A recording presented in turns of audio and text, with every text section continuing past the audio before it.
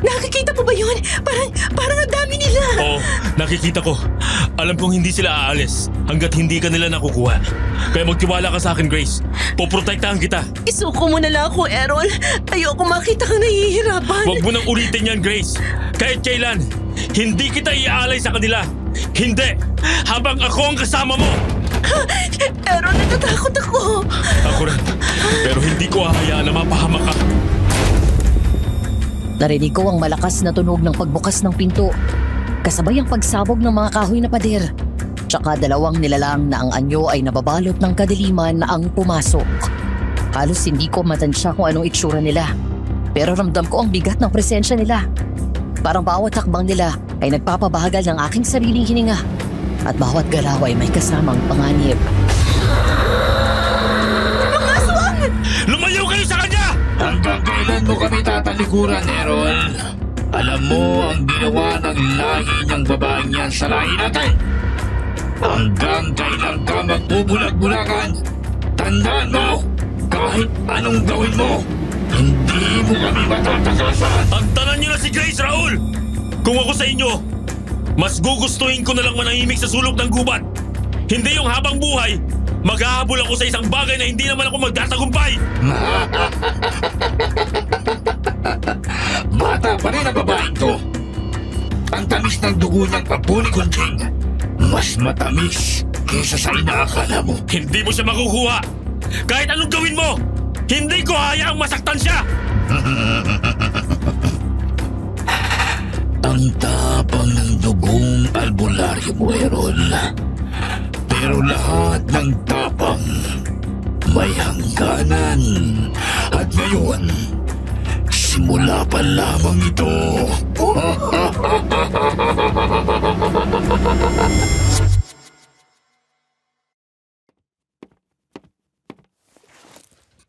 Maghanda na po kayo ng mga tissue at kape ninyo. Mukhang mapapahaba tong pakikinig nyo sa kwento ko. Pero bago yun, may isang tanong lang ako. Kapag nakakilala ka ng isang taong handang gawin ang lahat para sa'yo, kakayanin mo rin kayang ipaglaban siya kahit patayan hanggang dulo? 10:11 a.m. on a Tuesday morning. Dear Aswang Diaries and Madam Venus, at last, nagkaroon na rin ako ng lakas ng loob para magsulat sa channel nyo. Aaminin kong natakot kasi ako nung una na makabasa ng mga judgmental comments na pwede naming makuha ng asawa ko once na marinig nyo ang kwento namin. Hiling ko lang sana na pag napakinggan ninyo, kung pala rin mong mapili ang sulat ko na maiere sa channel ng Aswang Diaries, ay intindihin nyo ng mabuti ang point of view ng bawat taong involved. And by the way, pinalitan ko na pala lahat ng pangalan at tinago ko na rin ang totoong lokasyon ng pinangyarihan ng karanasan na to ng buhay ko for privacy matters. Tawagin niyo na lang akong Grace at ang kwentong ito'y nagsimula nang minsang umuwi ako sa probinsya para mag-move on sa ex-boyfriend kong pinagpalit ako at binantis ang best friend ko. Bigat, diba? Hanggang sa nakilala ko ang lalaking magpapabalik ng paniniwala ko sa pag-ibig, si Errol. Ang lalaking sinakripisyo ang lahat para lang maprotektahan ako. At ito ang kwento ng buhay namin.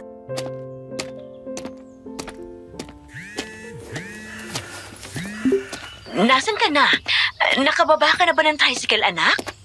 Ang tagal mong dumating eh. Kanina pa naghihintay sa'yo rito yung pamilya natin. Han, pwede bang kumalma ka muna, Ma? Nandito na ako, okay? Naglalakad na ako papunta sa bahay ni Lola. Kitang-kita na nga kita mula sa malayo eh. Ano ba yan? Para kang kiti-kiti, di ka mapakali sa kinatatayuan mo. At talagang pilosopo ka rin, no? Bilisan mo na't nang makakain na tayo. Ayaw magsikain ng mga pinsan ko dahil hinihintay ka. Gutom na ako. Fine. Ito na. Ba't ba kasi hinintay pa ako? Muntik na ngang marigaw yung sinasakyan kong tricycle kanina. Kasi nasa dulong pati pa tong baryo na to ng munisipyo. Hi, Ma! I'm here na! Ang tagal mo. Kanina pa kumakalamang tiyan ko eh. Ang bigat na nga nitong mga gamit ko, oh. Di mo pa ba ako tutulungan? Oo nga pala. Teka, may tatawagin lang ako sa loob para magdala ng gamit mo sa magiging kwarto mo. Tari talaga ni Mama. Pag nandito siya sa probinsya nila, damang-dama niya pagiging hasyendera. Pero kapag nasa Maynila, ayun, talo pa ako sa pagiging martir. Grace? Ikaw na ba yan? Hello? Sino po kayo? Grace, ito na yung... Aaron, ikaw pala yan, iho. Magandang umaga po, Tita Graciela. Napadaan lang po ako kasi ibabalik ko sana tong walis na hiniram ko sa inyo nung nakaraang araw. Hindi ko naman po alam na nandito na pala si Grace. Sino yan, ma? Kilala mo? Ikaw talaga, iho. Nag-abala ka pa. May handaan kami sa loob. Baka gusto mong makisalo. At oo, kadarating lang ni Grace galing Maynila. Kaso, mukhang nakalimutan ka na nitong kababata mo eh. Mukha nga po. Pero ayos lang. Talagang ganun po, Tita. Matagal na panahon rin kasi mula nung lumuwas kayo ng Maynila. Ikaw lang naman pong umuwi rito sa atin. Kaya kayo lang pong nakakaalala sa akin. Aaron? Ikaw na pala yan? Naalala mo na ako? Oo, sino ba namang hindi? Di ba ikaw yung kababata ko nakakain ng tae ng kalabaw sa bukid nung minsan tayong sinama ni Lolo Armando para mag-araro? Pagpasensyahan mo na tong kababata mo, Aaron, ha? Broken-hearted kasi, kaya kung ano-ano na lang yung lumalabas sa bibig. Ikaw naman, sa dami ng pwede mong matandan sa kanya, yung kahiyan pa talaga. Ano magagawa ko? Isa yun yung naalala ko eh. Oh, siya, tara na sa loob. Ibigay mo na rito kay Mang Pilipi ang gamit mo. Aaron, pasok ka na rin at doon kayo magkwentuhan ni Grace. Ipaalala mo nga sa kanya yung mga nakakatuwang alaala yung dalawa. Di yung nakakatawa. Magkaibang bagay yun.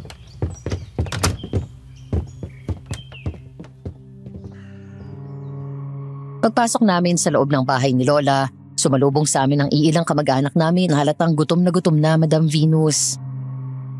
Gaya ng sabi ni Mama, nagkwentuhan nga kami ni Aaron tungkol sa mga childhood memories namin dito sa probinsya.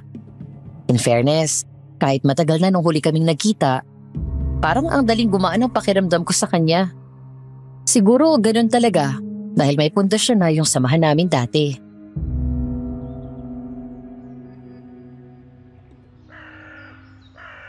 Tita Grace, salamat po sa paanyaya. Magbabalik lang naman talaga ako ng walis. Pero salamat po. Nabusog po ako ng pagkain ninyo. Walang anuman, iho. Basta yung bilin ko sa'yo, ha? Kailangan ko pa kasing bumalik ng Maynila dahil di ko pa tapos asikasuhin yung papeles ko sa pagpunta ko sa Hong Kong. Ikaw na munang bahala rito sa kababata mo pag wala ako. Para naman di siya mailang sa mga tao dito. Si Mama, ginawa pa akong bata. I can handle myself, okay? Not when you're in a fragile state, young lady. O siya, ako'y magliligpit muna sa loob. Pumasyal muna kayo dito sa baryo kung gusto nyo, ha? Tara, lakad-lakad lang tayo. Pampatunaw lang ng kinain. Okay.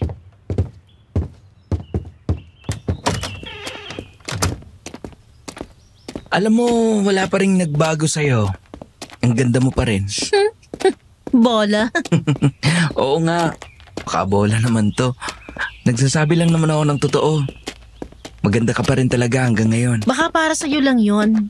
Kasi kung maganda ako, hindi ako iiwan ng dati kong nobyo, no? Hindi niya ako ipagpapalit sa best friend ko at hindi niya bubuntisin yun. Ang bigat pala ng nangyari sa'yo sa Maynila. Yun ba ang dahilan kung ba't ka umuwi rito sa probinsya natin? Half oo, half hindi. Pinauwi talaga ako dito ni Mama para alagaan tong bahay ni Lola. Tapos, pinapaasikaso pa sa akin yung lupa namin sa bukid kasi ililipat na kina Mama at sa mga kapatid niya.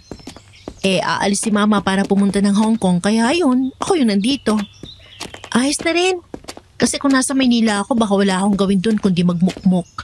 Wala naman ako nakakausap dun eh. At least dito, andyan ka, di ba? Oo naman. Pwede mo akong guluhin kahit kailan mo gusto. Sa totoo lang, di ko nga inaasahan na magkikita pa tayo ulit eh. Kasi tuwing umuwi dito si Tita Graciela, laging siya lang. Nung minsan tinanong ko siya kung kailan ka bibisita rito sa probinsya natin, ang sabi niya, masyado kang maraming pinagkakaabalahan. Niyiyaya ka niya, pero Di ka sumasama dahil busy ka. Tama naman yun. Pero at least ngayon, di ba, nandito na ako. May makakausap na ako tapos makakasama mo pa ako lagi. Win-win situation. Kaya nga eh.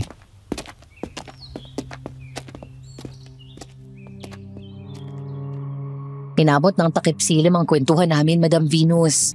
Ang kuwela ng ugali ni Aaron. Hindi lang siya basta gwapong chinito. May substance rin. Sa huli, hinatid niya na ako sa amin dahil baka pagod na raw ako sa biyahe. Biniro ko nga, sabi ko, buti nakaramdam siya. Tinawanan lang ako. Pagdating namin sa bahay, agad din ako nakatulog. Kaso nagising ako na madaling araw.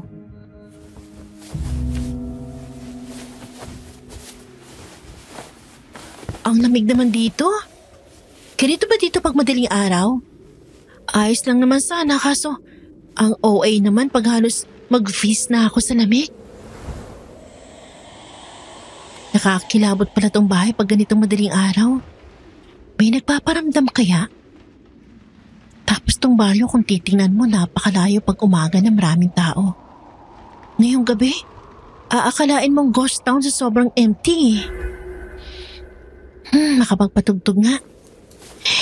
I-feel ko na tong moment na to. Total, wala namang tao. Wala rin naman siguro makakarinig sa akin, di ba? Kamusta na kaya si Joshua? Naiisip pa kaya niya ako?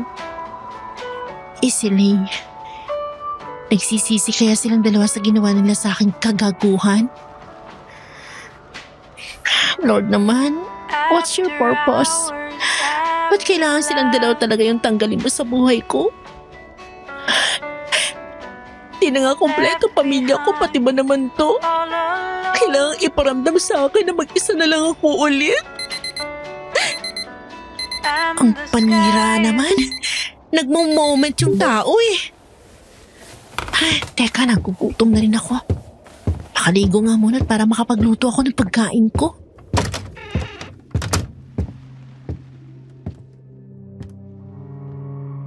Pagdating ko sa banyo, walang tubig, Madam Venus. Wala ring gripo. Kaya wala akong nagawa kundi kunin yung mga balding walang laman at dinala sa likod bahay. Doon ko nakita yung isang poso. Dinala ko doon yung mga balde at nagsimulang mag-igib.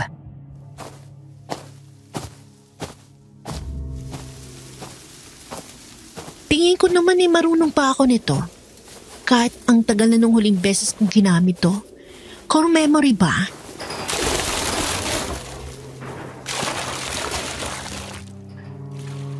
Pero habang nag-iigib ako, natigilan ako nang makarinig ako ng matinis na halakhak. Kasunod nito ay yung tunog na parang nagfa-flap na pakpak. God! Sa mga horror films ko lang napapanood to. What if mamaya na lang pala ako mag-igib? Paagahin ko na lang, total 4:00 pa lang. Napalingon ako sa puno ng mangga. Doon ko napansin na parang may aninong gumagalaw doon. Mahaba, payat at parang gumagapang sa mga sanga. Shucks! Huwag ngayon, Lord. Di ko alam paano makikipaglaban sa mga aswang. Pero wait, totoo ba sila? Gustuhin ko mang tumakbo, kaso nanigas na yung mga paa ko. At bago pa man magawa, isang usok ang biglang bumalot sa paligid. Mula sa dilim, lumitaw ang isang lalaki. Matikas, malamlamang tingin at hawak-hawak ng nagbabagang dahon. Pumasok ka na. Hindi ligtas mag-igib sa ganitong oras. Sino ka? Mukhang bagong salta ka lang dito, miss. Wala yatang nakapagsabi sa yung delikado rito sa labas ng 10 oras ng gabi. Pero madaling araw naman na. Malapit nang mag-umaga. Hindi siya sumagot. Tinitigan niya lang ang puno. Sa kahinipan muli ang usok na para bang tinataboy ang animong gumagalaw doon. Ilang sandali pa nawala ang lahat ng tunog. Natahimik ang paligid. Wala na ang halakhak at wala na rin ang tunog ng pakpak.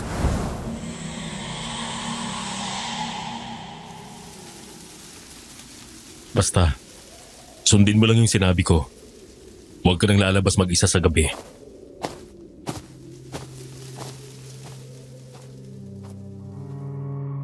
Naiiwan akong hawak-hawak ang balde at nanginginig. At sa halip na guminhawa, mas lalo akong kinilabutan.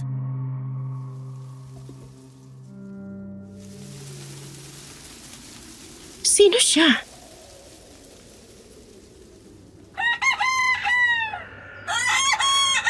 Grace, ayos ka lang ba? Oo, ayos lang. Kanina ka pa tulala.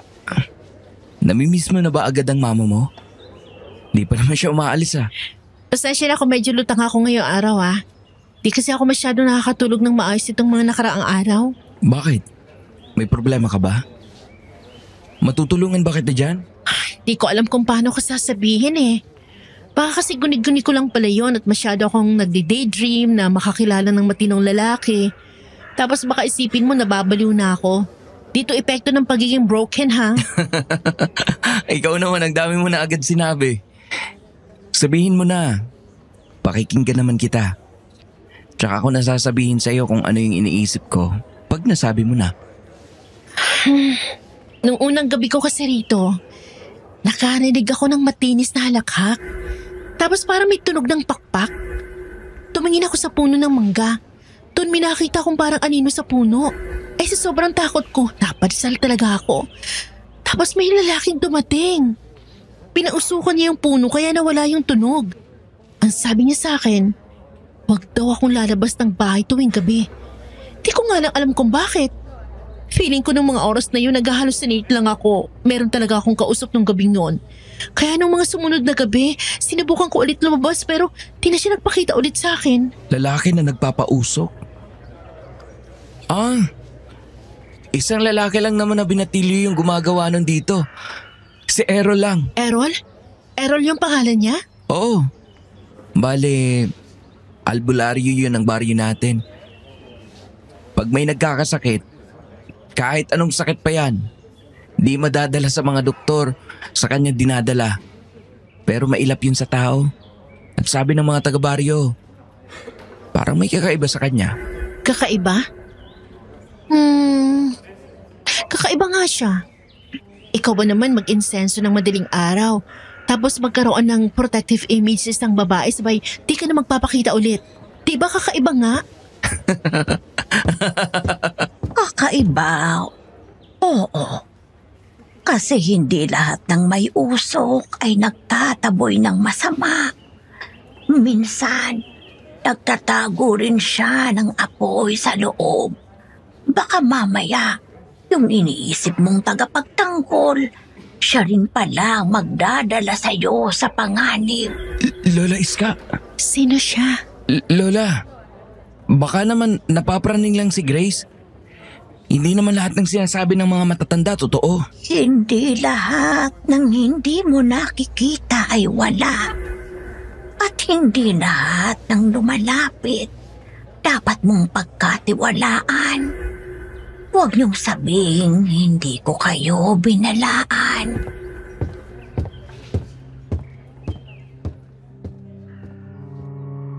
Tumahimik ang paligid. Si Lola Iska, dahan-dahang naglakad palayo sa amin. Habang naiwan kaming tulala ni Aaron. Pero ang utak ko, hindi na mapakali. Kinagabihan, bigla akong binangungot.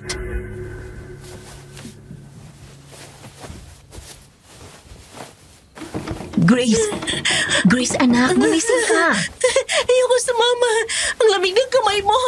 Ayoko sumama sa'yo. Grace, gumising ka. Ayoko! Ang taas ng lagnat mo, anak. Mang Felipe, Hindi! sunugan niyo naman po ako. Ayoko! Si Grace, inaapoy ng lagnat. Ayoko! Naramdaman ko na lang na may bumubuhat sa akin. Malakas ang kabog ng dibdib ko. Pero parang nalulunod ako sa sariling pawis. Sinubukan kong dumilat nang makita kong dinala nila ako sa isang lumang kubo na nakatago sa gilid ng gubat. Ang paligid, puro halamang gamot. May amoy ng usok at dagta. Nakakasulasok pero ramdam ko rin ligtas ako. Dito sa kubo, Errol. Tulungan mong anak ko. Ang taas ng lagnat niya. Ihiga niyo siya dito, Aling Graciela. Huwag kayong matakot. Hindi ito ordinaryong lagnat lang. Sino ka? Bakit ang lamig pa rin? Sa ngalan ng hangin at apoy, sa ngalan ng tubig at lupa, umalis ka sa katabi ng batang ito. Oh, Diyos ko. Parang may lumalabas na usok sa dibdib ni Grace. Anak. Ma, natatakot ako, Ma. Bakit para may nakatitig sa akin? Tagos sa kaluluwa ko. Natatakot ako. Bumalik siya. Pero hindi aalis ng kusa. Bantayin mong anak mo, Aling Graciela. Lalo na kapag sumapit ang dilim. Anong ibig mong sabihin? Hindi mismo ang anak mo ang hinahabol, kundi ang nasa loob niya.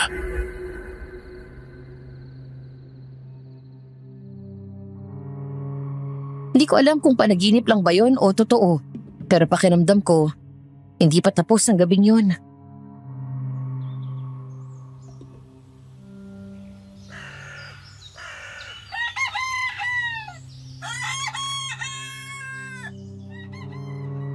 Ang sama ng pakiramdam ko ng umagang yun, Madam Venus. Ini-insist ni Mama na sa kwarto na ako magpahinga. Pero hindi ako pumayag. Kaya pinayagan niya ako magpahangin sa maliit na terrace sa labas ng bahay namin. Nasusuffocate kasi ako pag nasa loob. Tapos ramdam ko na parang anytime pwede akong masuka.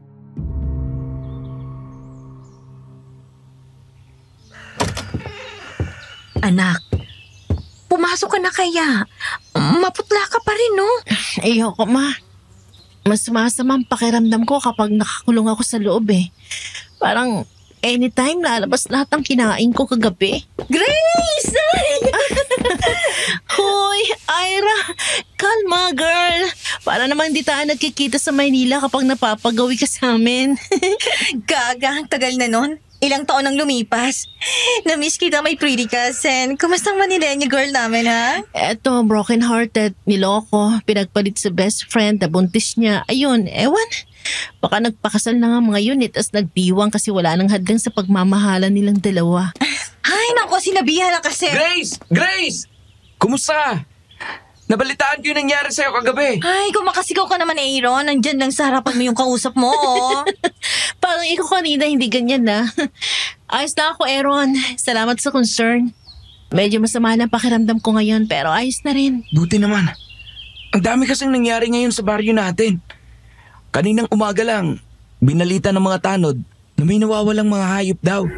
Aso, manok, pabo, pati mga baboy. May iba, iniwan pero wakwak na yung katawan. What the hell? Kailan pa nag-umpisa yan? Di ko rin alam. Pero ngayon ko lang narinig ulit na merong umaaligid dito sa baryo natin ng mga nilalang. Ulit? Ibig mong sabihin hindi lang to yung unang beses na nangyari dito? Oo. Matagal nang tahimik dito sa baryo. Pero kung babalikan mo, mga 30 anyos na rin ang nakalipas. Bago pa tayo ipanganak, may ganito ring nangyari. Mas malala pang araw noon. Oo nga. Lagi ang kunikwento ni Lola Eskayan sa akin pag nakikita kami. Naririndi na nga ako sa kanya eh. Sabi niya may mga bata nawawala noon. Akala ng mga magulang tinatakasan lang sila. Pero nung may natagpuan, walang laman ng tiyan, walang patak ng dugo. Teka, parang kagabi. Ganon din ang nangyari sa mga alaga ng kapitbahay. Exactly. Kaya sigurado kung hindi to basta sakit o hayop lang. Paulit-ulit lang na bumabalik ang sumpa dito sa baryo. At lagi raw nagsisimula kapag may bagong dumating. Ako ba yun? Aaron? Magkaibigan kayo niyan, Ira? Hindi. Pero magiging magkaibigan, oo. Hindi ka dapat nakikihalubilo dito, Errol. Kapitan Selo? Ilang beses ko bang sasabihin sa'yo, hindi ka kabilang dito sa baryo. Yang dugong dala mo, madungis. Anak ka ng halimaw. Kung madungis man, hindi ko ginusto. Wala akong kasalanan sa'yo, Kapitan. Ni isa sa baryo, hindi ko ginawa ng masama. Hindi mo pa siguro nagagawa. Pero darating din ang araw na lilitaw ang totoo mong kulay. Gaya ng nanay mong sumipsip ng dugo ng sanggol. Ang lahi mo, ang dahilan kung bakit ang daming nawalang bata dito noon. Huwag mong idamay si inay. Bakit hindi? Aswang ang ina mo. At aswang din ang magiging anak niya. Bago ka pa man, makapaminsana, pipigilan na kita. Tama na po, Kapitan. Wala pong ginagawang masama si Errol. Huwag ka nang mangialam pa dito, Ira. Lalo na kung wala kayong alam sa totoong nangyari. Itong lalaki ito, ang tinuturing yung albularyo, aswang ang salinlahi nito. Kaya kung ako sa inyo mga kabaryo, hindi ko nagugustuhin pang magkaroon ng koreksyon sa lalaking ito. Kapitan, kung may galit ka sa akin, ikaw lang. Tatanggapin ko lahat ng pangungunsumi mo. Lahat ng pangungutya mo. Pero wag na wag kang mandadamay ng ibang tao. Lalo ng inay ko. Siguro nga nagkamali siya sa inyo. At matagal niya nang pinagbayaran yon. Matagal na siyang patay. At matagal na rin tahimik ang baryong to. Kaya sana, wag ka nang gumawa pa ng ingay. Tahimik? Kung talagang tahimik ka, bakit ang dami na namang nawawala? Bakit ang dami na namang namamatay na hayop? Tandang-tanda ko lahat ang nangyari noon, Errol. At nagsimula yon sa unti-unting pagkawala ng mga alaga namin. Hanggang pati na rin ang mga anak namin. Nawawala. Kaya alam ko, at hindi ba ako maluloko? Kasunod nito ay may mapapahamak na naman. Hindi ako bulag. Kita ko kung bakit sumisimple ka ng dikit sa dalagang yan, Errol. May laman siya na hindi niya pa alam. At alam kong kayo ng lahi mo ang may kinalaman dyan. Anong ibig niyo sabihin? Kapitan, sobra na po kayo Huwag niyo ang idamay si Grace. Kapitan, kung may galit kayo kay Errol, siyang kausapin niyo. Huwag niyo nang dagdagan ng bigat na dinadala ng anak ko. Ma. Hindi ako ang dapat niyong katakutan, Kapitan. Ang laman ng sinapupunan niya, hindi ko gawa yun. Pero kung hindi natin babantayan, baka siya mismo ang mamatay.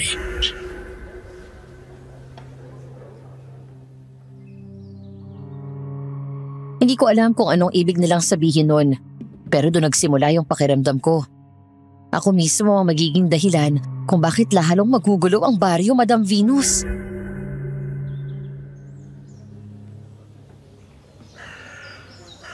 Anak, pumasok ka na muna sa loob. Kailangan mong magpahinga. Ipinagluto kita ng paborito mong sinigang. Ma, totoo ba? Anong laman ang sinasabi nila? Huwag mo nang isipin yun, Grace. Mga haka-haka lang yun ni Kapitan. Alam mo naman, tumatanda na. Ganun din dati si Lola Consing, matabilang dila. Huwag ka masyado makikinig sa kanya. Pero makinig ka sa katawan mo. Hindi ka dapat magpuyat.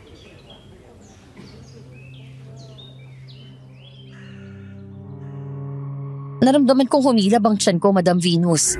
Tsaka ko naramdaman yung mapait na lasa sa dila ko. At tumalsa yung likido sa lalamunan ko. Agad akong tumakbo papunta sa banyo dahil naramdaman ko ang pagsusuka.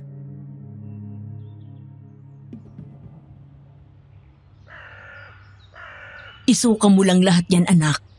Nandito lang si Mama. Hindi ka naman iiwan, Kaz. Kaming bahala sa'yo ni Tita Grisela.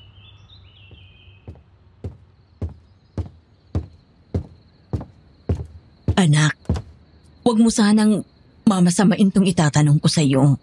Alam ko na iintindihan kung nararamdaman mo. Bilang nanay mo ko, napagdaanan ko na rin ang pinagdadaanan mo ngayon. Hindi kaya buntis ka? Si Mama talaga. Sa dami pa talaga ng pwede mong itanong Pangarap ko magkaanak kami ni Nash dati, oo. Pero wala Hindi ako buntis. Si Joanna pwede pa. Dahil sila may nabuo talaga. Pero ako, hindi. Siguro stress lang. O baka galing lang sa tubig ng poso. Alam mo naman di ako sanay sa tap water. Grace, yung totoo ba? May chance ba? Hindi ko alam.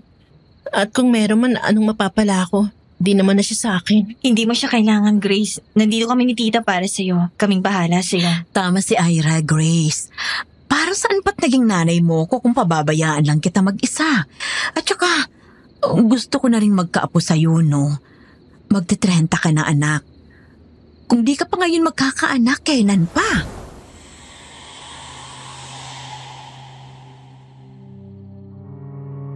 Natigilan kami nang biglang umihip ang malakas na hangin, Madam Venus.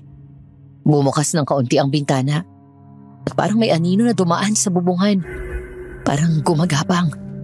Rinig na rinig namin ang kaluskos ng kuko nito sa yero ng bahay namin.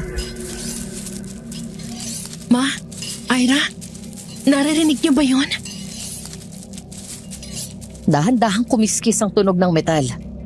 Parang may gumagasgas mula sa labas ng bintana. At kasunod noon, isang mahabang tila ang lumawit mula sa gilid. Kumikislot yun. Lumampi saglit sa hangin. Parang may inaamoy. May hinahanap.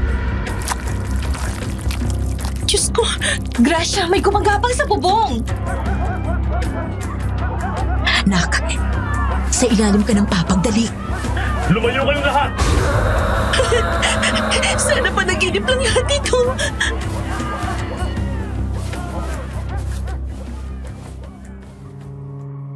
Nawala ang ingay sa bubungan, pati na rin ang tunog ng mga sigawan ng mga taga-baryo. Naramdaman kong kinuha ako ni na Mama sa ilalim ng papag at wala akong ibang maramdaman kundi panginginig ng katawan, Madam Venus. Pakiramdam ko, napagod ang katawan ko at kusang nag-shutdown dahil sa sobrang overwhelmed.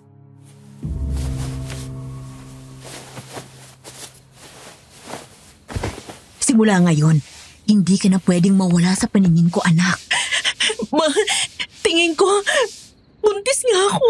Huwag kang mag-alala, Grace. Kasama mo kami sa laban na to. Hindi ka namin pababayaan ni Tita. Paano ko sasabihin kay Nash na magkakaanak na siya sa akin?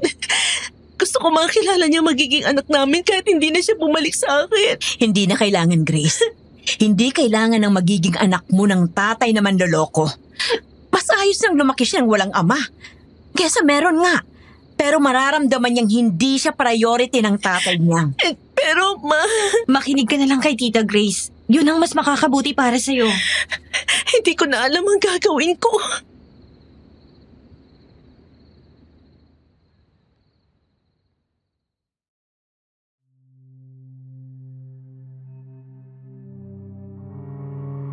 Bumaba ako sa first floor ng bahay. Matapos kong maalimpungatan dahil sa maingay sa baba, nakita kong bukas na ang pinto at nandun si Kapitan Selo. Kasama niya ang iba pa naming kapitbahay. Hinarap sila ni Mama pati na rin ni Ira. Halatang nagtatalo, Madam Venus. Nakita kong may mga hawak silang itak, sulo at bawang. Sa gitna nila, si Kapitan Selo. Nakataas ang kamay, galit na galit.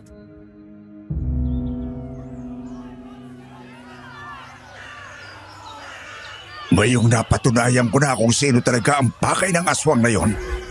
Hindi na ako magpapatumpik-tumpik pa, Gracelia. Ipahulog mo ang anak mo, ang bata. Siyang inaamoy ng halimaw. Ang kapal ng pagbumukha mo para tumapak sa pamamahay namin, Kapitan Selo.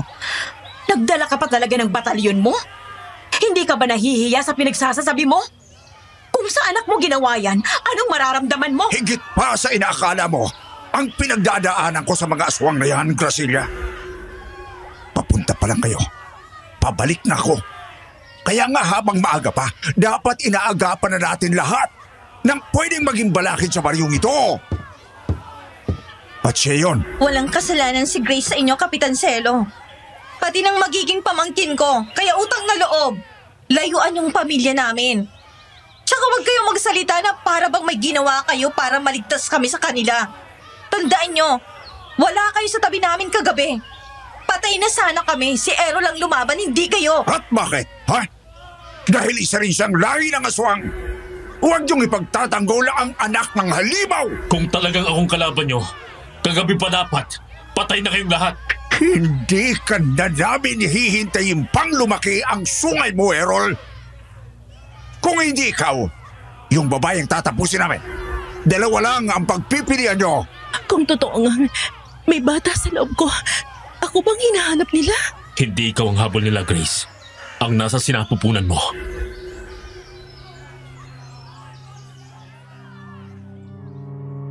Natahimik ang buong baryo dahil sa sinabing yun ni Errol. At doon ko lang napagtanto, Madam Venus, na wala na akong takas sa ganitong kapalaran.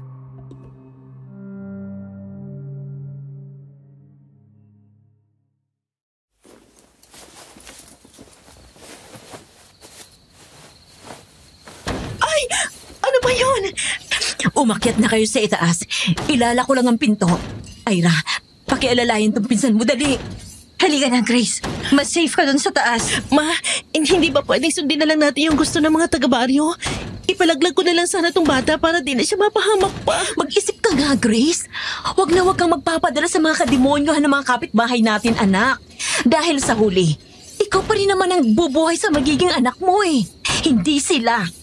Kung makikinig ka sa kanila at natahimik nga ang baryo, sa tingin mo, hindi ka magsisisi? Eh, di lang naman yun ang problema, Ma. Tama na muna yan, Grace. Tita, nakakarindi na po sa tenga yung tunog ng kinakaskas na yero. Tsaka na po natin pag-usapan yan ulit pag umaga na.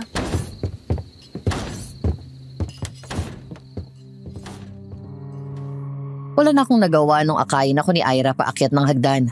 Ang dami ko pang gustong sabihin, Madam Venus. Kasama na dun yung gusto ko na magkaroon ng lalaking magsi-step up para sa magiging anak ko. At si Nash yun.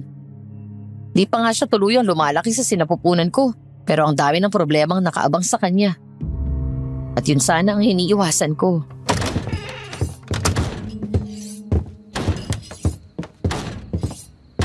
Dito na lang tayo sa loob, Grace. Babantayan kita. Pasensya ka na kung nadadamay ka pa sa problema kong to, Ira, ha? Di ko naman ginusto to eh. Di ko rin ginustong masangkot yung magiging anak ko sa ganitong gulo. Naiintindihan kita, Grace. At huwag ka mag-alala. Kasi hindi ka naman pabigit sa akin. Ang totoo niyan. Natutuwa nga ako kasi sa nangyayaring to. Mas nakikilala ko pa kung sino talaga siya. Siya? Sinong... Ira! Paano na to? Sumasakit yung tiyan ko! Ay! Huwag po! Wala akong kasalanan! Grace! Ako to! Buksan mo dali! Pagbuksan natin ang bintana si Errol, Grace. Pero paano kung hindi siya yan? Baka mapahamak lang tayo, Ira. Baka nililinan lang tayo ng halimaw tapos nagpanggap pa na si Errol. Hindi, Grace. Malakas ang kutob ko na siya yan. Huwag ka mag-alala. Ako magbubukas. Dito ka lang. Sakit ng likod ko! Errol, anong ginagawa mo dito? Magagalit na naman sa iyo yung mga taga-baryo. Nandito ako para sabihin sa'yong mas ligtas ka kung sa bahay kita nakatira. Sumama ka sa akin, Grace. Anong nangyayari dito? Bakit nandito si Errol? Pinagbuksan po namin siya ng bintana, tita. Nawala na po yung maingay. Tingin ko nataboy niya na. Para na akong aatakin sa puso sa mga nangyayaring to. Kailangan ko ng pabasbasan ng bahay ng lola niyo, Grace. Kailangan ko na rin palibutan ito ng mga pantaboy sa mga masasamang nilalang. Aling Graciela, kung hindi niyo po ako mamasamain, gusto ko po sanang panandaliang patirahin si Grace sa bahay ko sa gubat. Napansin ko, habang tumatagal, mas lalo na pong lumalala yung pag-amoy ng mga aswang. At kung hindi po siya maitatago sa lugar na hindi siguradong kaligtasan niya, paniguradong malalagay po sa alanganin ng buhay niya. Naniniwala akong mas ligtas ang anak ko kung saan ako ang nanay niyan kasama niya, Errol. Hindi naman sa hinuhusgan kita, iho. Pero sa nangyayari ngayon, at sa lahat ng binabato sa iyo ng mga taga-baryo, hindi ko kayang isaalang-alang yung kaligtasan ng anak ko. Ayokong mas mapuno pa ng stress at panghuhusga ang utak ni Grace. Kaya sana maintindihan mo ko. Naiintindihan ko po, Aling Graciela. Pero tita, tingin ko may punto naman si Errol. Bakit hindi natin subukang isang tabi yung panghuhusga nila? Kayo na po nagsabi sa amin. Sa huli, wala namang maiaambag ang mga yun sa buhay ni Grace, pati sa anak niya. Kaya mas mabuti kung sa bahay muna siya ni Errol. Aray! Sakit ang tiyan ko! Anak, Kailangan na po natin siyang dalhin sa bahay, Aling Graciela. Pakibuot na si Grace, Errol, please.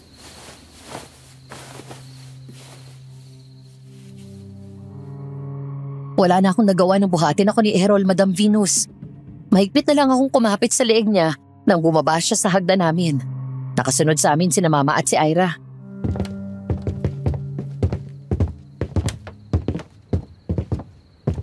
huwag kayong duman sa main door. Baka nandiyan pa yung nilalang. Meron po bang ibang daanan dito, tita? Sumunod lang kayo sa akin.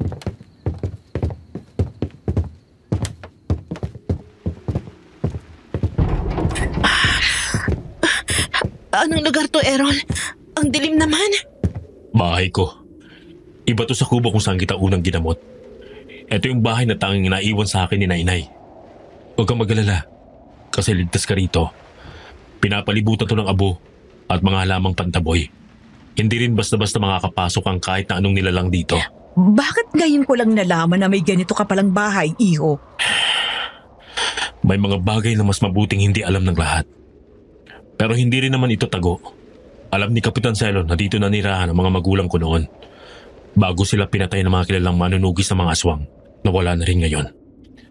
At ayun, dahil na rin sa sitwasyon, kailangan kong ipakita to sa inyo ngayon. Ang dami mong halamang nakasabit, pati bawang, luya at kung ano-anong tuyong dahon.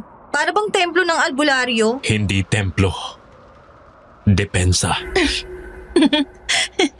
Depensa raw. Pero bakit parang mas lalo akong kinakabahan? Grace, kahit anong takot maramdaman mo, tandaan mo lang to. Hindi ako kalaban mo. Errol, bakit ba lagi kang nasa tamang oras? Lagi kang sumusulpot kapag halos wala na akong pag-asa. Naramdaman ko lang. At mula nung gabing pinagamot ka ni Aling Graciela sa akin, nagdesisyon akong bantayan ka. Bantayan? Anong ibig mong sabihin, iho? Hindi ito ang tamang oras para ipaliwanag ang lahat. Ang mahalaga muna sa ngayon, makakaligtas si Grace, pati ang anak niya. Pero hanggang kailan, Errol? Hanggang kailan ako ligtas? Ay, Diyos ko, nandyan pa sila. Hayaan niyo, hindi sila makakapasok. Hindi rito.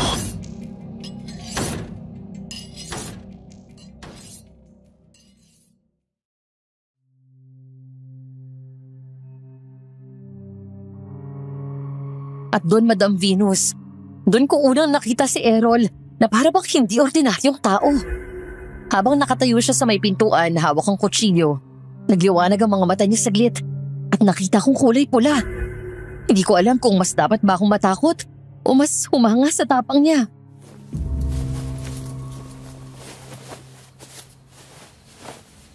Gagamutin muna kita.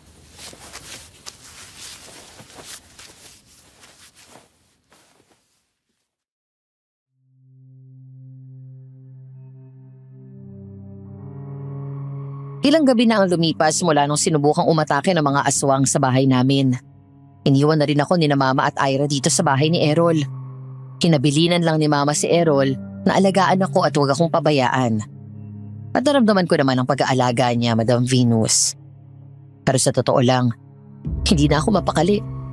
Ang daming tanong na bumabagabag sa isip ko. Kaya naman nung gabing yun, sinubukan kong kausapin si Errol.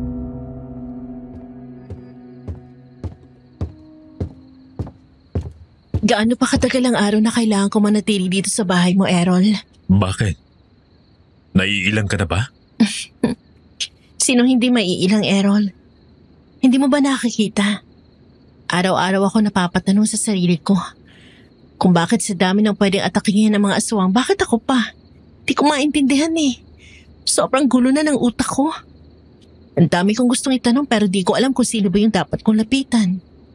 At sa totoo lang, pati sa'yo, natatakot na ako. Grace. Hindi, Errol. Gusto ko lang malaman yung totoo. Kaya sana sabihin mo. Kailangan kong malaman kung ano ka ba talaga. Alam kong alam mo na to. Dahil narinig mo na yon kay Kapitan Selo. At pag inulit ko, tatakbo ka ba? Hindi na ako bata, Errol.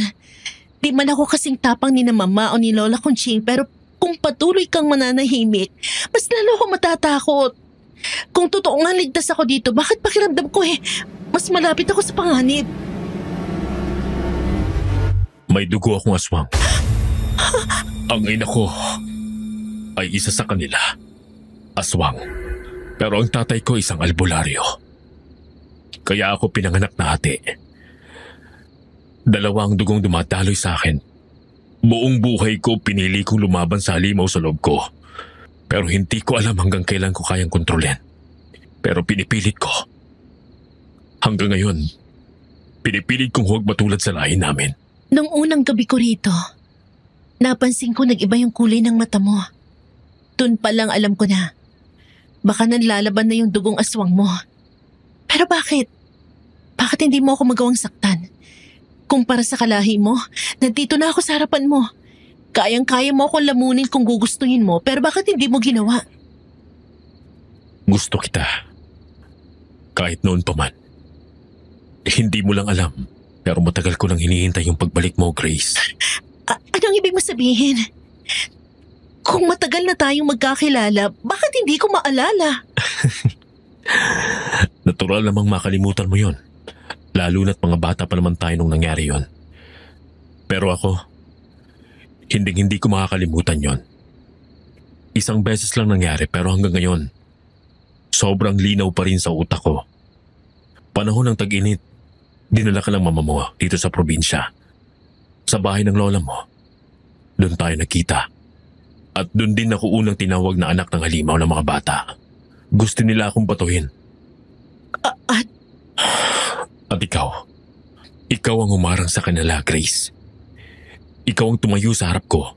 Sabi mo, huwag niyong sasaktan dahil wala kayong karapatan. Doon pa lang, alam ko na. Hindi mo man ako kilala. Prinotektahan mo na kaagad ako. Hindi ko matandaan yon. Pero ako hindi ko makakalimutan. Ikaw ang unang taong naniwala na hindi ako tulad nila.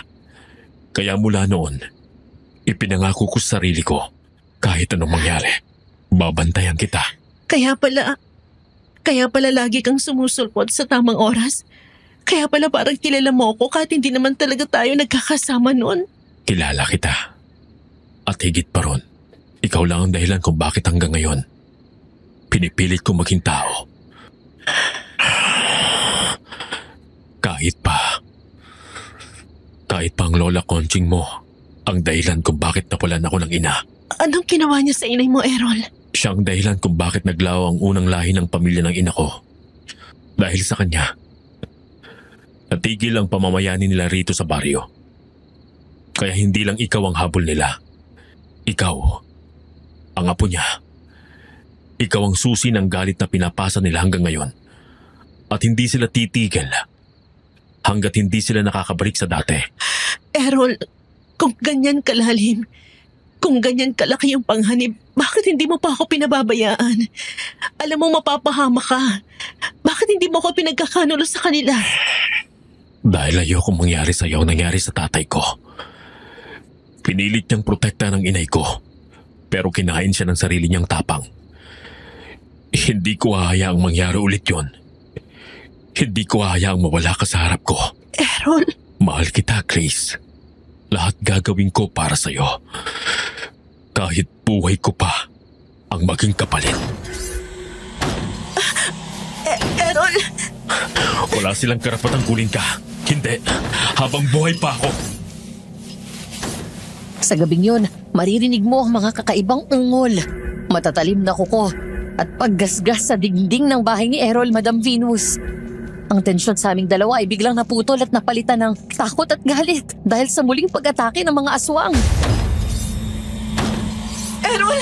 Nakikita mo ba yun? Parang ang dami nila! Oo, nakikita ko. Alam kong hindi sila aalis hanggat hindi ka nila nakukuha. Kaya magtiwala ka sa akin, Grace. Poprotektahan kita. Isuko mo na lang ako, Errol. Ayoko makita kang nahihirapan. Huwag mo nang uulitin yan, Grace. Kahit kailan, hindi kita iaalay sa kanila. Hindi! Habang ako ang kasama mo! Errol, natatakot ako. Ako rin. Pero hindi ko hahayaan na mapahama ka. Narinig ko ang malakas na tunog ng pagbukas ng pinto, kasabay ang pagsabog ng mga kahoy na pader. Tsaka dalawang nilalang na ang anyo ay nababalot ng kadiliman ng pumasok. Halos hindi ko matansya kung ano ang itsura nila, pero ramdam ko ang bigat ng presensya nila. Para bang bawat takbang nila ay nagpapabagal ng aking sariling hininga at bawat galaw ay may kasamang panghanib. Mga aswang! Lumayo kayo sa kanya! Hanggang kailan mo kami tatalikuran, Errol? Alam mo ang ginawa ng lahi niyang babaeng yan sa lahi natin. Hanggang kailan ka magbubulag-bulagan? Tandaan mo, kahit anong gawin mo, hindi mo kami matatakasan. Pagdanan niyo na si Grace, Raul! Kung ako sa inyo, mas gugustuhin ko na lang manahimik sa sulok ng gubat. Hindi yung habang buhay, maghahabol ako sa isang bagay na hindi naman ako magtatagumpay. Bata pa rin ang babae ito. Ang tamis ng dugo niyang apo ni Conching. Mas matamis kaysa sa inaakala mo. Hindi mo siya makukuha. Kahit anong gawin mo, hindi ko hayaang masaktan siya. Ang tapang ng dugong albularyo mo, Errol. Pero lahat ng tapang may hangganan. At ngayon, simula pa lamang ito. Sa gabing yon, ramdam ko agad ang tensyon sa hangin bago ang isang malakas na salpukan. Sabay-sabay na sigaw ng mga nilalang at nagundong ng pagkakasagupa na parang bumabalot sa bawat sulok ng bahay, Madam Venus. At doon, unang beses kong nakita si Errol na hindi anyong tao. Ibang dating ng kanyang presensya. Mabigat ang bawat hingal na pumapalibot sa paligid. Maririnig ang tunog ng balat na parang pumuputok sa bawat galaw ng katawan niya. Natulala at nanginginig ako. Halos hindi makapaniwala sa nakikita sa harapan ko. Errol, ano to? Lumayo ka muna sa akin, Grace. Dumugo ang paligid. At sa gitna ng kaguluhan, naiwan akong nakatitig sa kanya. Sa lalaking akala ko'y tagapagtanggol ko. Pero ngayon nakikita ko siya. Hindi ko alam kung siya pa ba si Errol o isa na ring halimaw.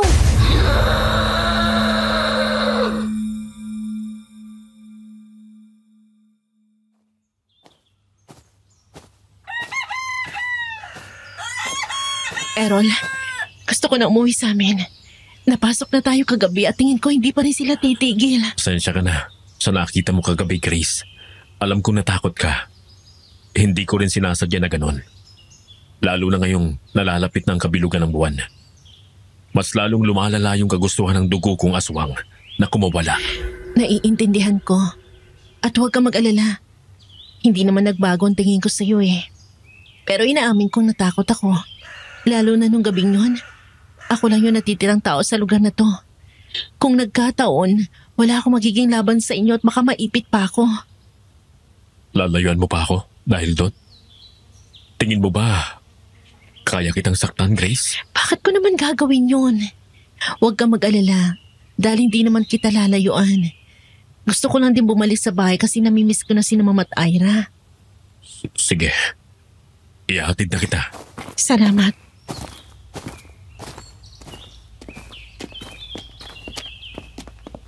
Grace, ilang araw na akong pabalik-balik dito sa bahay ninyo. Sabi ni Tita Graciela, umalis ka raw. Saan ka galing? Mauna na ako, Grace. Oh, Errol, bakit hinatid mo na si Grace? May nangyari ba? Papasok muna ako sa loob. Salamat ulit, Errol. Samahan na kita. Grace, anak? Bakit kinuwi ka ni Errol? May nangyari ba? Wala, Ma. Namiss ko lang kayo ni Ira. Mas nararamdaman ko na rin po yung paglaki ng tiyan ko.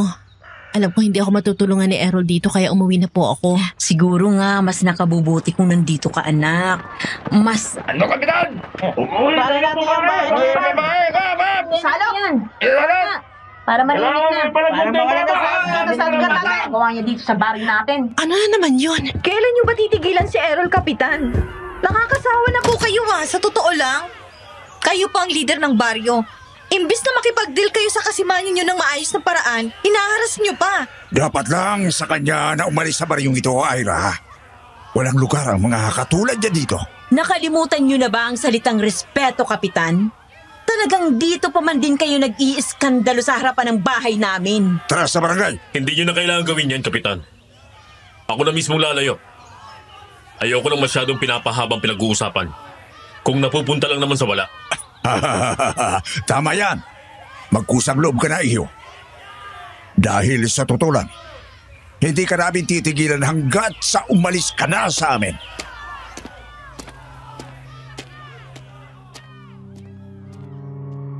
Natahimik kaming lahat habang pinapanood namin siyang maglakad palayo sa amin, Madam Venus. Parang mababasag ang puso ko habang pinapanood ko siya. Lalo na't kung iisipin, napakarami na niyang naitulong sa akin. Lalapitan ko na sana siya nang biglang sumigaw si Ira at tumakbo palapit sa kanya.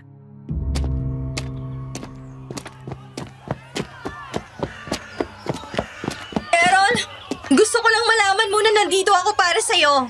Halimaw ka man para sa kanila pero para sa akin hindi. Ikaw pa rin yung parehong Errol na sumagip sa akin sa batis. Lagi kang mag-iingat, ha? Salamat, Ira. Mag-iingat ka rin palagi. Sana alagaan mo rin ang pinsan mo. Ngayon niya kayo mas kailangan. Ayos ka lang ba, Grace? Oo, okay lang. Pasok muna ako. Inaantok ako eh. Bakit ang sakit?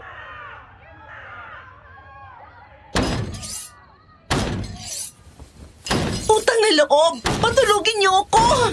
Sumama ka na sa amin, iha. Para tuluyan ang matahimik ang buhay mo. Wala ako sinabing sa ganung paraan kung gustong matahimik ang buhay ko! Anak, ayos ka lang ba? Hindi ka na naman makatulog. Gusto ko na umuwi ng Maynila, Ma. Pero wala kang makakamit na peace of mind doon, anak. Tatabihin na lang kita para makatulog ka. Ganito ba talaga kapag buntis? Gising na gising lahat ng senses mo. Rinding-rindi na ako sa kanila, Ma. Mas gugustuhin ko na lang talaga ipalaglag ang bata kaysa mag-suffer pa siya paglabas niya sa mundong to. Nakukuha ko naman ang gusto mong sabihin, anak. Pero para sa akin lang, hindi ibibigay yan sa'yo ng walang dahilan.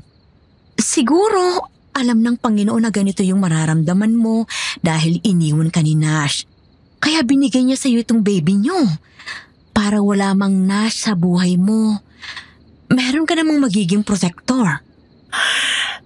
Sana, anak, huwag kang mawala ng pananampalataya sa Diyos. Oo, mahirap. Darating sa punto na hindi mo na alam ang gagawin mo. Pero lagi mo pa rin iisipin na nandito ako para sa'yo. At si Ira nandito rin para sa'yo. Talikuran ka man ng buong mundo, Grace. Pero kami, hindi namin gagawin sa'yo yun. Naiintindihan mo? Thank you, Ma. Ang swerte ko talaga kasi ikaw yung mama ko. Anything for you, anak. May tanong po pala ako, Ma. Regarding na kay Ira. May nasabi po ba siya sa inyo? Nasabi? Parang wala naman. Bakit mo na itanong? Wala naman po. Akala ko lang meron kasi may samadaldal yung batang yun eh. Huwag mong sabihin tungkol kay Errol yan. Bakit, anak? Gusto mo ba si Errol? Ha? Hindi po Ko talaga, Ma. Nakakalimutan mo yatang nanay mo ko, Grace. Kilala kita. Lalo na sa ganyang bagay, anak. Mabilis magkikang mother instinct ko. Kaya nga nung nalaman kong buntis ka, hindi na ako nagulat eh. Kasi pagdating mo palang dito, ramdam ko na. Inaantay lang kita na ikaw mismo ang magsabi sa akin. Wala po talaga ako ideya nun, Ma. Promise. Alam ko na. Pero ang punto ko lang, wala kang maitatago sa akin. Ewan ko, Ma. Parang may kirot lang nung nagka-eksena silang dalawa sa labas ng bahay natin. Hindi ko alam kung bakit. Tapos ito ngayon, curious ako kung may nakikwento ba siya sa'yo. Kaso wala eh. Pero alam mo, anak, hindi naman sa panghuhusga kay Errol at sa pamilyang pinanggalingan niya. Nakita ko naman kung paano niya sinubukang protektahan ka kahit kalaban pa niya yung kalahi niya. Kaya sana, huwag kang magagalit sa akin. Hindi ko siya gusto para sa'yo. Si Mama naman eh. Wala pa akong balak na jowain siya. Sinasabi ko lang habang maaga pa. Para naman sa huli, hindi ka na magugulat. At saka, baka magkatampuhan pa kayo ni Ira. Dahil mukhang hulog na hulog siya kay Errol. Sige na, Ma. Matulog na po tayo. Inaantok na ako eh.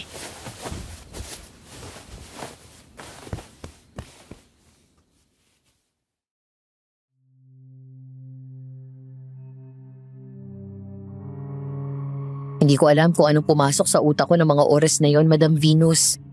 Pero pumunta ako sa gubat. Medyo malayo-layo ang nilakad ko. At hindi ko sigurado kung nakabubuti ba yun sa bata sa loob ko. Pero ramdam kong kailangan ko yung gawin.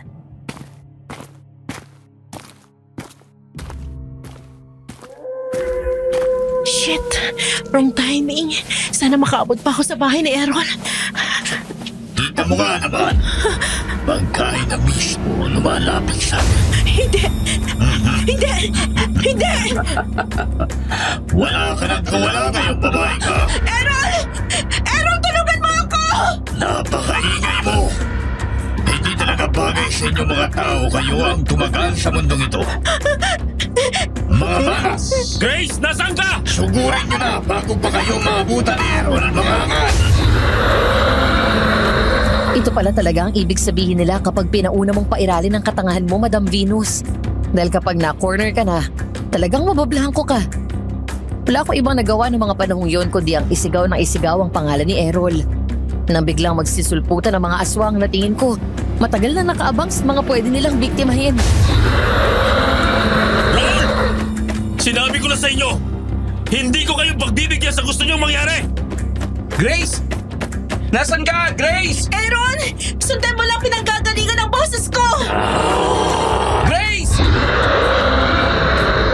Biglang sumiklab ang gulo sa baryo. Ang kadiliman ng hapon ay napuno ng sigawan at halakhak ng mga halimaw. Yung bawat hakbang nila sa damuhan ay nagpapabilis ng tibok ng puso ko. Hindi ko alam kung paano ako makakaligtas, Madam Venus. Pero alam kong kailangan ko lumaban. Kahit sa sariling takot. Doon sumulpot si Errol na may dalang kutsilyo at herbal.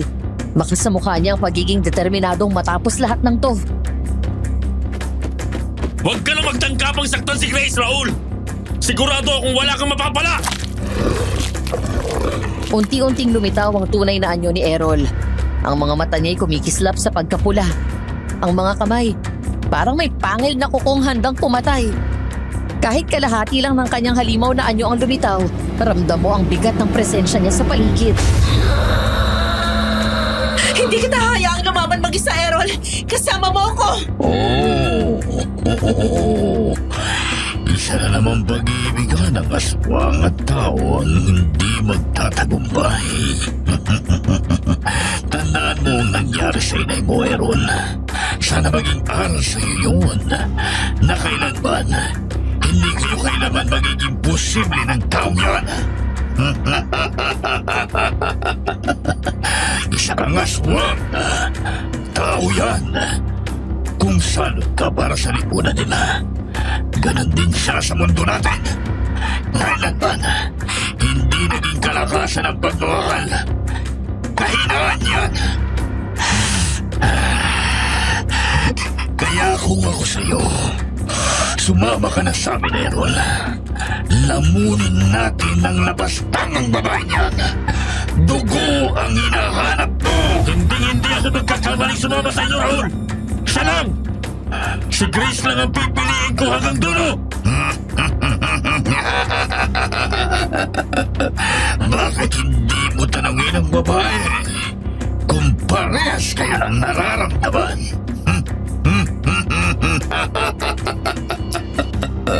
Paniguradong diring-diri siya sa'yo dahil halimaw ka. Hindi yan totoo. Hindi ka halimaw sa akin, Errol. Pipiliin kita kahit paulit-ulit gaya ng pagpili mo sa akin.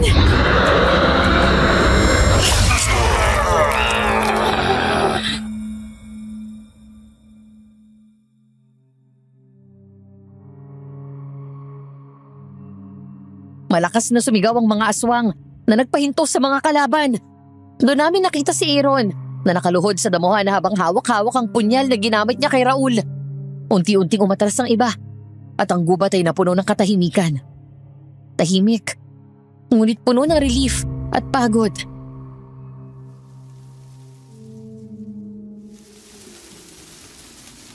Tapos na. Wala na sila. Salamat! Salamat, Aaron!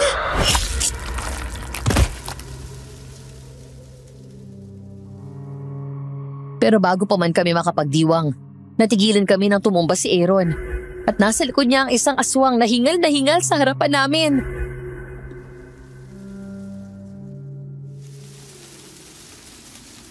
Hayop ka! Etong sayo! Ira! Ira, dumating ka. Tulungan niyo ako kay Aaron, dali! Hindi ka pa pwedeng magpaalam, Aaron. Hoy, umayos ka nga!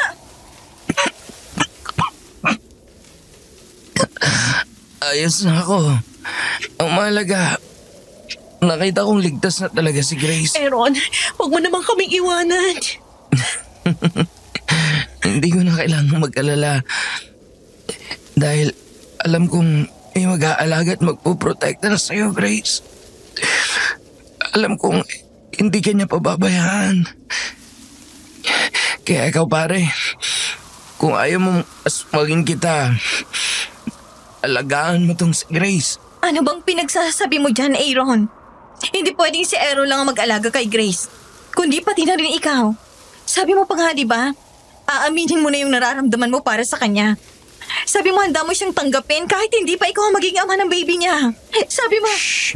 Ira, masyado ka na maraming sinasabi. Ito na lang masasabi ko. Tanggapin mo ng talo tayo. Teka, huwag kang pipikit. Aaron! Makakasa kang aalagaan ko siya, pare. Hindi kita bibiguin. Aaron!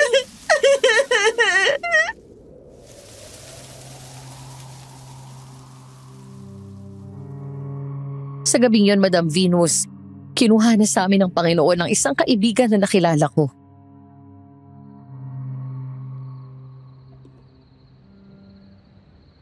Wala na si Aaron? Napatay po siya ng isa sa mga aswang na sumugod sa akin, Ma. Na hindi pa nga po kami nakakapag-usap ng maayos tapos ganun lang siya kinuha sa amin. Saan niyo dinala yung katawan niya? Oh, Diyos ko. Hindi deserve ng batang yon ang ganung kamatayan. Napakabata pa niya para lang paslangin ang mga halimaw na yun. Ipinagukay po namin siya ni Aaron ng libingan sa Plaza Cementerio, tita. Sinabihan na rin po namin yung pamilya niya sa nangyari at... Graciela, buksan niyo tong pinto! Labasin po natin, Ma. Dito ka muna. Kami muna ni Ira ang haharap sa kanila. Kapitan, magandang gabi po sa inyo. Hindi po kaya masyado ng late para sumugod pa kayo dito sa bahay namin ng ganitong oras? Nalaman namin ang nangyari kay Aaron. Graciela, kita niyo na? Pinagtatanggol niyo pa kasi yung anak ng halimaw na yon? Ngayon, anong napala niyo? Nailagay niyo pa sa kapahamakan yung bata? Magandang gabi po, Kapitan. Hindi naman po sa pababasto sa inyo, pero sana maintindihan nyo na walang may gusto nang nangyari. Kung nandun lang kayo sa gubat, baka nakita nyo na hindi namin inaasahang may natira pa palang kampo ni Raul. At yun ang sumugod kay Aaron. Prinotektahan lang naman niya ang kaibigan niya. At para sa akin, walang masama doon. Huwag nyo namang tingnan yung anggulo ng pangyayaring to, na para bang sinadya ni Grace na may mapahamak. Hindi talaga pumapasok sa kukote mo ang punto ko, Errol. Hindi mangyayari yun kung noon palang lumayo ka na sa baryong ito. At mas lalong hindi yun mangyayari kung nung unang beses pa lang na sinabi naming ipalaglag mo ang anak mo, yung anak niya, Graciela. E di sana, walang buhay ang nasayang. Sana mas maging bukas na kayo sa pag-intindi sa amin. Mga kabaryo, isipin niyo yung pinagbibintangan niyong halimaw at salot sa lipunan.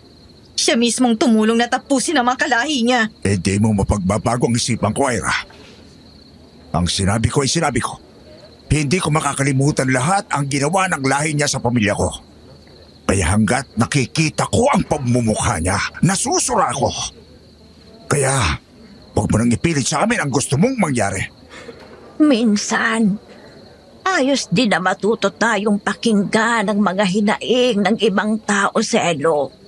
Hindi habang buhay na yung hatol mo sa isang tao ay mananatiling ganoon. Minsan, yung mga taong kay dali nating husgahan, sila pa ang totoong nakakatulong sa atin. Hindi mo ba narinig ang sinabi ng mga bata? Yung ginawa ni Aaron, para yun idigtas ang kaibigan niya sa kapahamakan.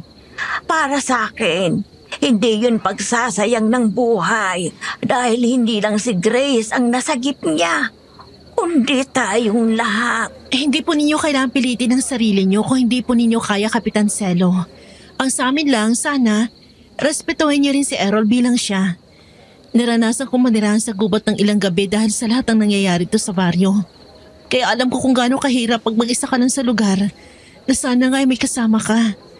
At si Aaron, alam kong kapag narinig niya rin ang mga sinasabi namin ngayon, may iintindihan niya kami. Pagod na ako magsakripisyo, Grace. At Iska. Kaya sana maintindihan niyo ang punto ko.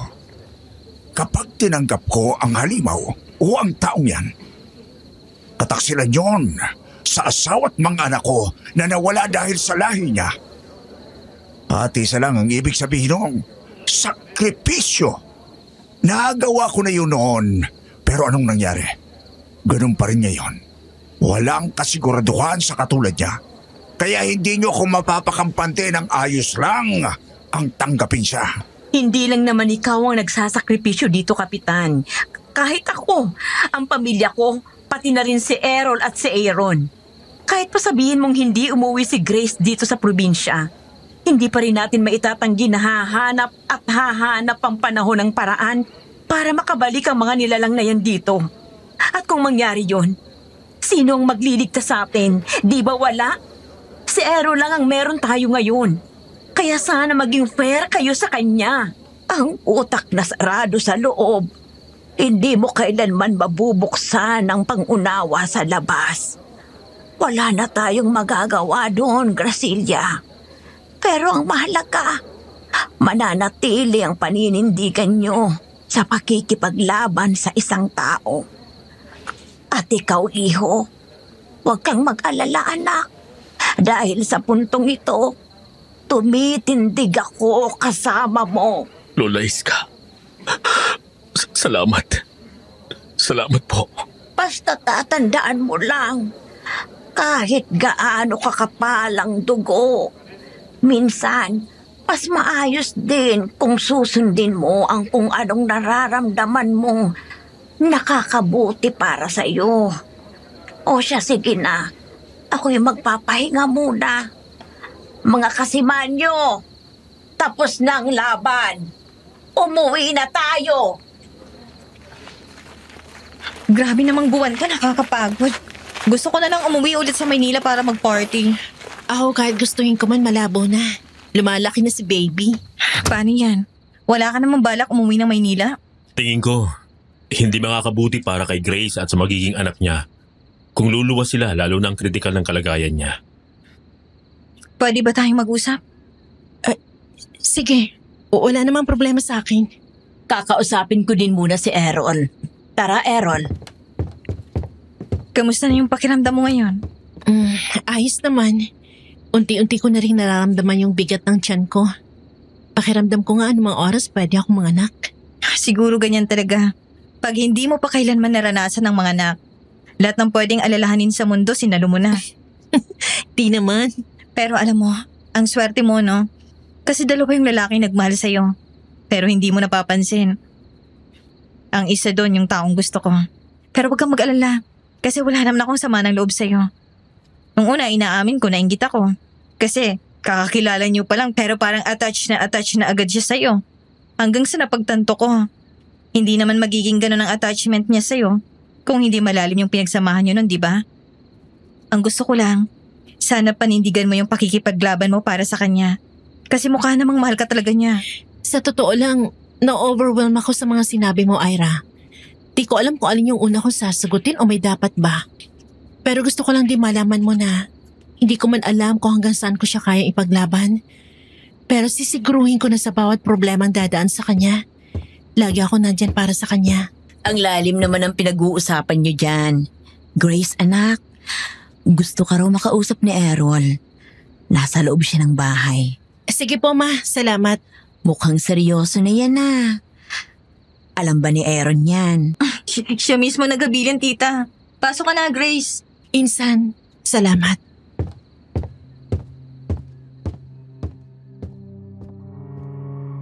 Naabutan ko si Errol na tulala habang nakaupo sa sofa namin. Siguro hanggang ngayon, hindi pa rin siya makapaniwala na tapos na talaga ang laban namin, Madam Venus. Pero alam ko na ang tunay na pakikipaglaban ay nagsisimula dito.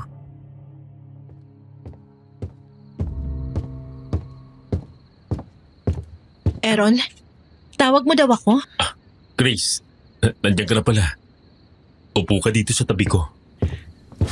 May pag-uusapan ba tayo? Ayos ka lang ba? Wala bang may masakit sa'yo? Wala kang dinaramdam? Kalma ka lang. Ayos lang ako. Ikaw ba? Tulala ka nung naabutan kita dito eh. Ano iniisip mo? Marami. Halo-halo. Pero mas angat yung hindi ako makapaniwalang natalo natin si Raul. Buong buhay ko, binalot ako ng takot na baka hanggang dito na lang ako. Pagtatago sa kubo ko, malayo sa mga tao. Tapos, dumating ka. Masaya ka ba kasi dumating ako o nagdadalawang isip na? Masaya. Ibig kong sabihin, masaya ako kasi nandito ka. Maniniwala ka ba kung sasabihin ko sa yung napanaginipan ko tong eksenang to ngayon? Sabi ko, parang nangyari na. At eto, nangyayari na ulit. Deja vu. Anong sabi mo, Grace? Wala. Pero, Errol, gusto ko lang malaman mo na yung sinabi ko sa iyo sa gubat, totoo yun. Hanggat kaya ko, hanggat humihinga ako, Wala man akong ideya kung saan tayo dadalhin ng tadhana. Isa lang may papangako ko sa'yo. Nasa tabi mo lang ako palagi. Hindi ko alam kung ayos lang bang sabihin to. Pero gusto kitang halikan. Bakit pinapapaalam pa yan? Gawin mo na lang.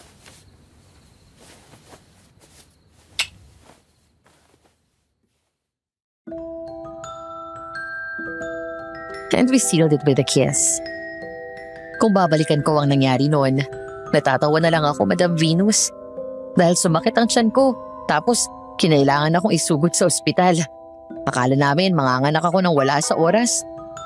Natakot ako noon kasi ilang buwan pa lang ang bata sa tiyan ko. Pero mukhang na-excite lang siya dahil sa takbo ng buhay ng nanay niya. Hindi na ako bumalik ng Maynila. Hindi na nalaman ng ex-boyfriend ko na si Nash na nagkaroon kaming dalawa ng anak. Hanggang ngayon, magkokolehiyo na ang anak namin, pero hindi niya kailanman nakilala. Kami ni Errol, kinasal kami at namuhay ng mapayapa mula noon. May asawa at anak na rin si Ira. Nasa ibang bansa siya ngayon. Ganon din si Mama Graciela na pinaabot ng 1 taon bago tumuloy sa Hong Kong. Sabi niya gusto niya munang masiguro na talagang nasa maayos na kalagayan ako bago niya ako ihabilin kay Errol. Siguro nakontento na rin siya nung nakitang masaya naman kaming dalawa. Tungkol naman sa baryo, sobrang bagal ng progress. Pero ang mahalaga, tanggap na ng mga taga-baryo si Errol. Bago pumanaw si Kapitan Celo, nakapag-usap din sila at nagkapatawaran. Yun naman ang mahalaga, di ba? Kahit gaano katindi yung di nyo pinagkakaintindihan ng isang taong yun, idaan nyo lang sa mabuting usapan. At baka ngayon, pwedeng ayos na kayong dalawa. Napagtanto ko rin, Madam Venus, na baka hindi mangyayari ang lahat ng ito kundi rin ako nabigo kay Nash. Indeed, everything happens for a reason. At isa lang ang masasabi ko, sobrang worth it ang lahat ng nangyari. Hanggang dito na lang po ang sulat ko, Madam Venus. Maraming salamat sa pakikinig.